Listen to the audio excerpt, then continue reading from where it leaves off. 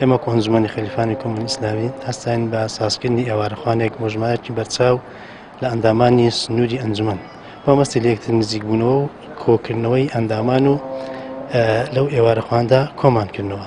دەستخۆشی ئەنجومەنی خەلیفانەکەم الحەمدولله واستە بە ئەنجومەن هەمومان یەکترمان دیتەوە و بێخۆشحاڵم بەڕاستی کە ئەو برادەرانە بینم کە بەینەکە نەمان دیتینە. الحەمدولله دڵخۆشم بە کار و کردەوەی ئەنجومەنی خەلیفان و هەموو کۆمەڵی ئیسلامی. دەستخۆشی لە ئەنجومەنی کۆمەڵی ئیسلامیەکەین لە خەلیفان کە ئێوارە خواردنەشی عازر کردێت لە ئەو جەماعەت و دۆست و لایەنگرەکانی خۆی هەموو داوەتی کردن کە لێرانە هەموو پێک شاد بووینەوە و هەموو بەڕاستی یەکدیمان دیت چەند لە مێژێکدین نەدیتیە و زۆر پێخۆشحالین و دەستخۆشیان لێکردین و زۆر مەمنونی هەموو لایەکین کە هاتینە بەخێرهاتنی هەموو لایەکەکەین. یعنی هیواداری مسلمانان بەردەوام لە ماکانی تریش ئەوها گەرم و گوڕمن لەسەر عیباد و خواپەرستی و پێکەوەژیان و برایەتی و ئێوارەخوان و لە ڕووی هەموو شتەکانی ئەو شتانی کە خوای گەورە ڕەزامەندی لەسەرە.